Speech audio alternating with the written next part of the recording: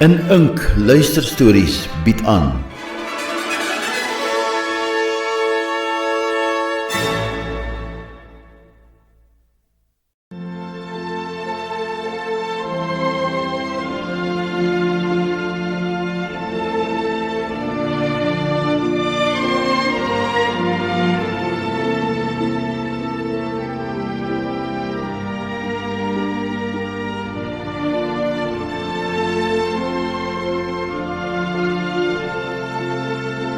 Held of moordenaar, geskryf deur Eugene Pienaar.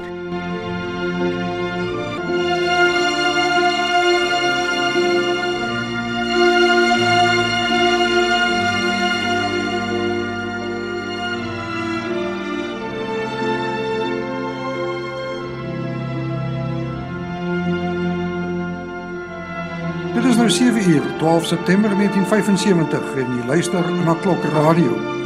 Hier volg jy aandnuus. Die veelbesproke moordenaar Karel Mens is vanmôre in die Hooggeregshof in Pretoria die doodsvonnis opgelê weens die moord op die bekende sakeman Orca Baltrami. Mens is skuldig bevind aan moord met verswaarende omstandighede nadat hy Orca Baltrami 'n jaar gelede in sy woning in Waterkloof van agter in die kop geskiet het. Mens het skuld op die moordklag teen hom erken. Baltrami was destyds in die nuus nadat hy verhoor was op verskeie aanklagte van mensenhandel, maar weens tegniese redes is al die aanklagte teen hom laat vaar. Dit het 'n hewige reaksie van die publiek ontlok omdat daar in sekere kringe gevoel was dat hy wel skuldig was, maar dat hy homself losgekoop het. 'n Skare mense het buite die hof saamgedrom om hulle ondersteuning vir Mens te toon. 'n Woordvoerder van die groep, wat nie sy naam genoem wil hê nie, het aan Klok Radio gesê dat Karel Mens eintlik as 'n volksheld bestempel behoort te word. Volgens hom het die reg die publiek in die steek gelaat deur toe te laat dat Baltrami losgekom het om met sy gruweldade voort te gaan terwyl Karel Mens die moed gehad het om 'n einde daaraan te maak en toe te sien dat Baltrami kry wat hy verdien. Daar word verwag dat Mens se regspan teen die vonnis sal appeleer.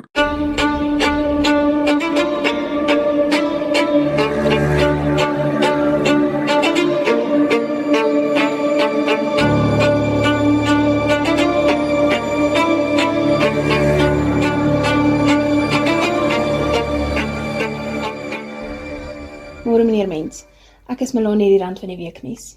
Ek weet ja, Mag ek jou maar Karel noem? whatever. Dankie dat jy ingestem het om met my te gesels. Dit moet moeilik wees vir jou. Jy word môreoggend reggestel. Maak nie saak nie. Jy het baie ondersteuning daar buite, weet jy dit? Arme drommels. Skus Karel, ek het nog nooit van tevore 'n onderhoud gevoer met, ek bedoel, jou situasie. Met 'n ter dood veroordeelde moordenaar bedoel jy? Jy kan dit maar sê. Hoe voel jy? Dit kan nie maklik wees nie. Hoe dink jy voel ek? Hoe sou jy gevoel het? Ek is jammer, ek het nie bedoel, my lesers sal wil weet. Luister, kom ons kom by die punt. Hoekom is jy hier? Wat is dit wat jy van my wil weet? Ek wil nie soseer oor die saak gesels nie. Ek wil graag meer van jou weet. Kyk, ek is 'n moordenaar. Wat is daar meer om te sê? Karel, met alle respek, as jy nie met my wil praat nie, hoekom is jy dan hier? Hoekom het jy ingestem tot die onderhoud? Ek weet nie, verdomp. Sorry, ek is maar 'n bietjie getens. Dis te verstaan. Die feit is, ek weet regtig nie hoekom ek ja gesê het vir jou onderhoud nie. Is jy spyt oor wat jy gedoen het? As jy vra of ek dit weer sal doen as ek die kans kry, is my antwoord waarskynlik nee. Maar ek dink nie ek is spyt nie, nee. Ek is nie seker ek verstaan nie. Kyk, spyt beteken dat ek ontevrede is oor hoe alles uitgewerk het, maar ek dink alles het goed uitgewerk. Voel jy dan dat jou doodsvonnis geregverdig is? Dis die beste vir almal. Selfs al beteken dit jou dood. Alles het 'n prys, juffrou Durant. Noem my Melanie asseblief. So, jy gee nie om met jou lewe te betaal nie. Kom ons sê maar net ek is tevrede om die prys te betaal. Probeer jy sê dat Orca Baltrami se dood die moeite werd was? Man, Beltrami kan my nie skeel nie. Nou maar vertel dan vir my, waaroor gaan dit regtig? Ek weet nie waarvan jy praat nie. Kom ek vra jou so.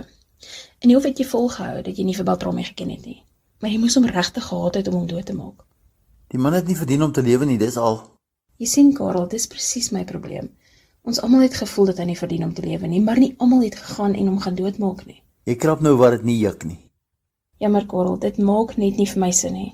Jy het te maklik skuldig gepleit en jy aanvaar jou lot so gelate. Jy het nie eens probeer om versagtende omstandighede voor te lê toe die kans gehad het nie. Dit is asof jy die doodstraf wou hê.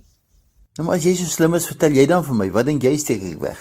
As ek geweet het, sou ek nie hier gewees het nie. Man, jy soek 'n storie, dis wat, en hier is nie 'n storie nie. Karel, ek is nie hier om dinge vir jou ongemaklik te maak nie. Jou lewe is verby, maar wil jy regtig na jou graf toe gaan met al hierdie bagasie? Ek het my eie bed opgemaak, ek moet daarin slaap. Jy's 'n moeilike mens om mee te praat, weet jy dit? Nou maar kom ons maak 'n einde aan die gesprek. Ai Karel, jy loop met 'n geweldige las op jou skouers. Wil jy nie maar daardie las afgooi voor dit te laat is nie? Wat jy my ook al vertel sal tussen jou en my bly, ek beloof. Hoe kan ek jou glo? Jy's 'n joernalis, jy's hier vir 'n storie. As jy nie mag skryf wat ek vir jou vertel nie, wat kry jy dan uit die deal uit? Jy's reg, ek is 'n joernalis, maar ek is ook 'n mens met 'n hart. En ek kan sien jy is iemand met integriteit. Dis verkeerd, ek is gemors. Niemand is ooit net sleg nie. Jy's bly goed, weet jy. Jy het my amper in trane. Ek weet nie wat om vir jou te sê nie. Ek sal dit vir jou sê, niemand het nog ooit so met my gepraat nie. Behalwe Kara, maar sy is ook verkeerd. Kara is jou vrou. Jep, Dit klink of daar 'n goeie verhouding tussen julle is. daar is, maar dis oor sy 'n engel uit die hemel is, nie oor haar enige goed in my is nie. Ek het haar elke dag in die hof gesien. Hoe lank is julle nou getroud? 7 jaar. Kinders? Werner, hy is nou 5. Ek wens ek kan hom ontmoet. Moenie jy nou in die grens gaan nie, ek is niemand se trane werd nie. Ekskuus, ek dink net in jou seentjie, dat hy nou sonder 'n pa moet groot word. Small price to pay. Daar sê jy dit weer. Jy aanvaar jou vonnis so gelate. Here we go again. Vertel my van jou vrou en seentjie. Jy het gesê, Kara is 'n engel uit die hemel. Dit is mooi om iemand nog so van sy vrou te hoor praat, na 7 jaar. Ek verdien haar nie. Weet jy is 'n donker mens. Jy kom hard en koud voor, behalwe as jy oor jou vrou begin praat. Dis asof jy 'n gedaanteverwisseling ondergaan. Sy bring die beste in jou uit. Ja, wel, Kara maak alles die moeite werd. Ai Karel. En jou seentjie? Woelige klein Elsem, maar hy sal okay wees, sy ma sal daarvoor sorg. Is daar iets wat ek vir hulle kan doen? Nee, wat, ek dink nie so nie. Ek is so jammer. Such is life, moenie jou kop daaroor breek nie. Dit help nie ons jou aan om in sirkels te praat nie. Ek gaan jou dan groet. Maar ek kan my enige tyd kontak as jy van plan verander. Dan kom ek weer. Sorry as ek jou teleurgestel het. Totsiens, Karel. Melanie, wag. Karel, het jy iets op die hart? Luister, ek wil iets vertel, maar niks hiervan mag bekend gemaak word nie. Ek het vir jou gesê dat ek nie iets sal skryf as jy nie my toestemming gee nie. Ek gaan jou in 'n bly moeilike posisie plaas. Sweer dat jy dit vir niemand sal vertel nie. Ai, ek het jou al oor en oor gesê, alles sal tussen ons bly as jy dit so verkies. Sweer dit, Melanie. Goed, ek sweer. Ek sal dit met niemand bespreek nie. Lees hier. Wat is dit? Man, is 'n stuk papier, moenie simpel vra nie. Ek sê lees. Hardop, lees hardop. Waar kom dit vandaan? Gestaan op my kopkussing gekry, wat maak dit saak? Gaan jy lees of nie? OK. Hallo chom. Ek weet nie of jy my gesien het nie, so ek gaan nie my naam vir jou gee nie. Maar dis ek wat jou balie geskiet het. Karel? Lees verder. Die note is net om te sê thanks omdat jy die rap vir my gevat het. Ek weet nie hoekom nie, ek skiem jy is 'n bietjie mal in jou kop, maar ek kla nie. Dis jou saak, die ou balie was 'n bliksem. And by the way, so 'n bietjie poetic justice vir jou, ek sit ook. Life sentence. Die poot het my geskraap net 'n paar dae na die storie met die ou balie, maar dit was vir 'n ander job. Maar at least gaan ek nie swing soos jy nie, sê groete vir Nick. Karel, wat gaan hier aan? Is tog duidelik, is dit nie? Ek het nie vir Beltrami geskiet nie. Ek het nie eens geweet wie hy was nie. Ek was daar om te steel, niks anders nie. Ek is net 'n kom en inbreker. Jy sal moet verduidelik. Kyk, ek was desperaat, ek het geld dringend nodig gehad. En toe vertel iemand vir my van hierdie een of ander skatryke ou balie daar in Waterkloof, wat meeste van sy geld in sy kluis en sy huis hou. Toe besluit ek om in te breek. Ek ken kluise, ek kan meeste van hulle oopmaak. End of story. En toe breek jy in. En toe? Ek was besig met die kluis toe betrap die bliksem my dag. Toe ek weer sien, toe staan hy in die deur met 'n pistool in sy hand. Het hy iets vir jou gesê? Nee, hy het net daar gestaan met 'n grin op sy gesig. En toe tel hy die pistool op, ek was seker hy gaan my skiet. Maar toe die skoot klap, is hy die een wat val. Die helfte van sy gesig weggeskiet. Iemand het agter hom in die gang gestaan en hom in die kop geskiet. Wie? Ek het nie gewag om te kyk nie, ek is deur die venster om weg te kom, maar toe betrap sy security my in die tuin. Maar hoekom het jy skuld aanvaar vir 'n moord wat jy nie gepleeg het nie?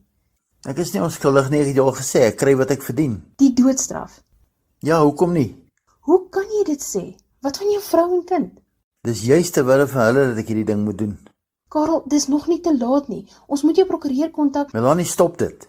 Ons gaan met niemand hieroor praat nie, jy het gesweer. Dit was voordat ek die waarheid geweet het. Luister na jouself, ek sê weer, ek kry net wat ek verdien. Jy verdien nie die doodstraf nie. Hoekom nie? Ons gaan tog almal een of ander tyd dood. Wat van jou vrou en kind? Jy hou aankarring oor my vrou en kind. Dis juist terwille van hulle dat ek nie kan praat nie. Praat met my. Hulle verdien beter as ek. Kara is nog jonk. Sy kan 'n nuwe lewe begin saam met iemand anders. Sy wil nie iemand anders hê nie, Karel. Sy is lief vir jou. Weet jy hoeveel keer in die 7 jaar wat ons getroud is, het ek haar seer gemaak, Melanie? Weet jy hoeveel keer moes sy my gemors opruim? Weet jy hoeveel keer het ek al die seer in haar oë gesien en geweet dis ek wat dit daar gesit het? Maar sy verwyd nie, sy vergewe elke keer. En elke keer doen ek dit net weer van voor af. Toe sy my kom besoek het na die moord, het ek die eerste keer in jare iets in haar oë gesien wat ek al vergeet het. Respek, agting, liefde. Vir die eerste keer in jare was daar nie verwyd en seer in haar oë nie. In haar oë is ek 'n held. Sy stem nie saam met die moord nie, maar sy respekteer die feit dat ek iets gedoen het omdat ek geglo dit was reg. In haar oë het ek die wêreld 'n beter plek probeer maak. Julle is nog jonk. Jy sal dalk 'n paar jaar tronkstraf kry vir die inbraak. Daarna kan jy oorbegin met 'n skoon bladsy. Nee, jy verstaan nie, Melanie, ek kan nie na alles teruggaan na haar toe as ek kom en inbreek nie. Ek kan nie weer daai seer en verwyte in haar oë terugsit nie. Ek sal nie met myself kan saamleef nie. As ek môre sterf, sal dit wees hoe sy my sal onthou, as 'n held. En dit is ook wat sy vir Werner sal vertel as hy ouer word. Bovendien, ek het al genoeg kansse gehad. Hierdie is die beste uitkoms vir ons almal. Ek het nie woorde nie. Ek hoor wat jy sê, maar hoe kan ek dit net laat gaan? Luister, verander jou denkwyse. Ons gaan almal een of ander tyd dood. En baie mense gaan dood terwyl hulle dit nie verdien nie. Dis nie die einde van die wêreld nie. Sê nou ek word môre vrygelaat en as ek hier uitstap ry 'n bus my dood, wat dan? Los dit so asseblief. Karel, ek weet nie wat om vir jou te sê nie. Ek dink tog ek verstaan so 'n bietjie. Is daar enigiets wat ek vir jou of jou gesê? U luister na Klokradio. Dit is nou 7 uur en hier volg die oggendnuus. Die veroordeelde moordenaar Karel Mens is sowat 'n uur gelede in die Pretoria gevangenis tereggestel vir die moord op die vermeende mensenhandelaar Orca Baltrami. Buite die gevangenis het meer as 1000 mense wat 'n nagwaak vir Mens gehou het, geestelike liedere gesing terwyl die vonnis voltrek is. Dit sluit 'n baie omstrede hoofstuk in die Orca Baltrami saga af.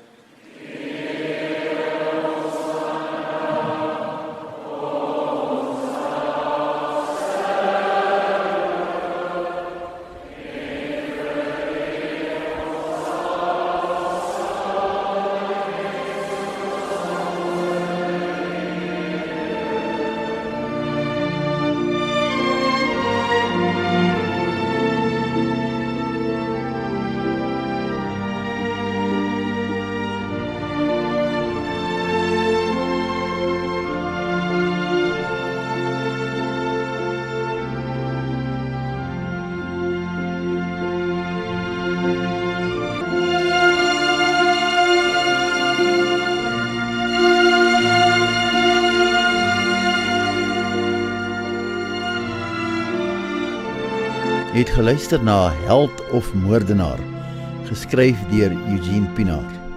Die rol van Karel Mens was ook vertolk deur Eugene Pinaar, terwyl Esme Pinaar die rol van Melanie Durant vertolk het. Die nuusleser was George Visser.